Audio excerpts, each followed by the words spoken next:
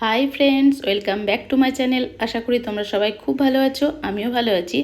আজকে আমি তোমাদের সামনে শেয়ার করতে চলেছি বর্ষাকালের একদম সকলের প্রিয় ছোট ছোট মাছ ভাজা রেসিপি। এই ছোট ছোট মাছ ভাজাগুলো কী করে মুচমুচে করা যায় খুব কম সময়ের মধ্যে, আর এই মাছ ভাজা অনেকক্ষণ পর্যন্ত মুচমুচে থাকে কীরকমভাবে, সেই সমস্ত টিপস তোমাদের সামনে শেয়ার করব। বর্ষাকালে অনেক রকমের ছোট ছোট মাছ পাওয়া যায়, তার মধ্যে এই মৌরলা মাছ ভাজাটা আজকে তোমাদের সামনে শেয়ার করতে চলেছি। এখানে আমি 500 গ্রাম মতন মৌরলা মাছ বাজার থেকে নিয়ে এসেছি। তারপর এগুলোকে খুব ভালো করে পরিষ্কার করে নিয়েছি। দেখতেই পাচ্ছ বন্ধুরা, পেটের কাছ থেকে সমস্ত নোংরাগুলো বের করে ফেলেছি। এখন ধোয়ার পালা। খুব ভালো করে মাছগুলোকে ধুয়ে নিতে হবে, তা নাহলে কিন্তু মাছের মধ্যে থেকে আষ্টে গন্ধটা যাবে না। তাই আমি খুব ভালো করে ধুয়ে নিয়েছি। দেখতেই পাচ্ছ এখানে বন্ধুরা কত রকমের ছোটো ছোটো মাছ আছে। মৌরলা মাছ যেমন আছে, আরও কিন্তু অনেক রকমের মাছ এখানে রয়েছে। এই যে দেখতে পাচ্ছ এগুলো পুঁটি মাছ। আর দুটো মাছ দেখাবো, অবশ্যই কিন্তু সেই মাছের নামগুলো তোমাদেরকে কমেন্টে জানাতে হবে এই দুটো মাছ তোমরা চেনো কিনা। এই মাছটা দেখে নাও ঠিক করে, অল্প কয়েকটাই রয়েছে, বেশি পাওয়া যায়নি তাই কটা নিয়ে এসেছে। আর এই মাছটা অবশ্যই কিন্তু কমেন্টের আশায় আমি রইলাম, এই মাছ দুটো তোমরা কেউ চেনো কিনা। তো চলো বন্ধুরা, আজকে আমি এত কিছু মাছ করব না, একটা মাছেরই ভিডিও তোমাদের সামনে শেয়ার করতে চলেছি। সেই জন্য মৌরলা মাছগুলোকে খুব ভালো করে ধুয়ে পরিষ্কার করে নিয়ে এবারে আমি নুন হলুদ মাখিয়ে রাখবো। তবে বন্ধুরা আর একটা টিপস এখানে শেয়ার করছি, যাদের মাছে আষ্টে গন্ধ লাগে তাদের জন্য বলছি যে তারা অবশ্যই মাছটাকে ধুয়ে ফেলার পর একটা লেবুকে কেটে হাফ লেবুর রস মাখিয়ে কিছুক্ষণ রেখে দেবে। তারপর আবার এই মাছগুলোকে ভালো করে ধুয়ে নেবে। তারপরে এই যে নুন হলুদটা দিলাম, নুন হলুদটাকে মাখিয়ে বেশ কিছুক্ষণের জন্য রেখে দিতে হবে। সাথে সাথেই যদি মাছগুলো ভাজো তাহলে পরে কিন্তু এই মাছ ভাজাটা মুচমুচেটা বেশিক্ষণ স্টে করবে না।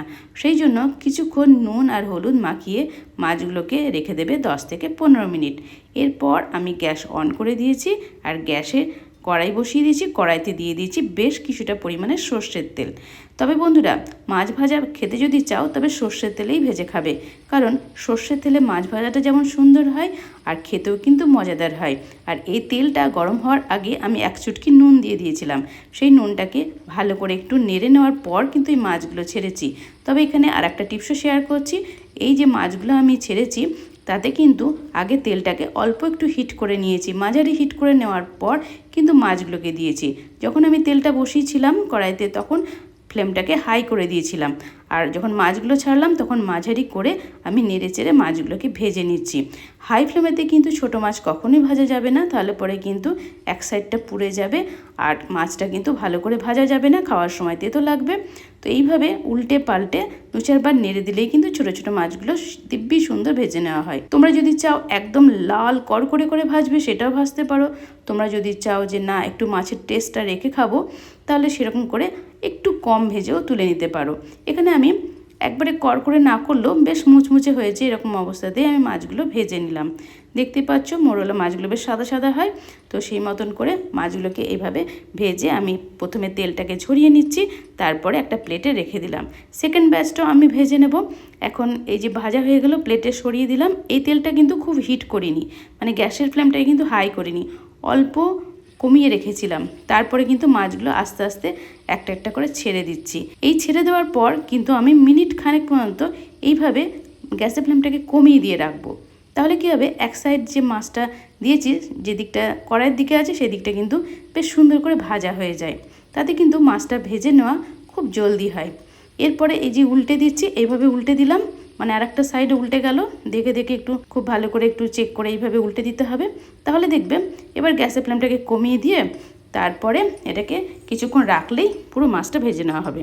তাহলে বেশি হাই করে ভাজলে পরে কিন্তু সেই মাছ ভাজা মোটেও ভালো হয় না, কড়কড়ে হয়, মুচমুচে হয়ে যায়, একটু তেতো তেতো লাগে।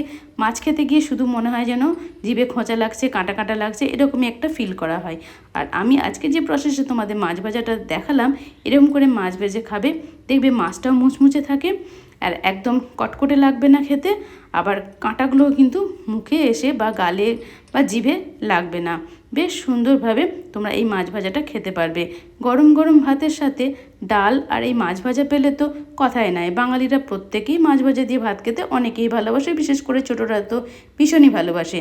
আজকে আমার এই পদ্ধতিতে তোমরাও ছোটো ছোটো মাছ ভাজবে, দেখবে সবাই কিন্তু ভীষণ পছন্দ করবে। ভিডিওটা দেখার জন্য তোমাদেরকে অসংখ্য ধন্যবাদ। আমার ভিডিওটা ভালো লাগলে তোমাদের ফ্রেন্ড অ্যান্ড ফ্যামিলির সাথে অনেক অনেক শেয়ার করার অনুরোধ রইল। আর ভালো লাগলে অবশ্যই একটা লাইক করে দিও। আর নতুন বন্ধু যারা আছো অবশ্যই আমার চ্যানেলটিকে সাবস্ক্রাইব করে নোটিফিকেশনটাকে অন করে আমার পাশেই থেকো। নেক্সট টাইম চলে আসবো আরও নিত্য নতুন ভিডিওর সাথে। তোমরা বাড়িতে থাকো, সুস্থ থাকো, টাটা, বাই বাই।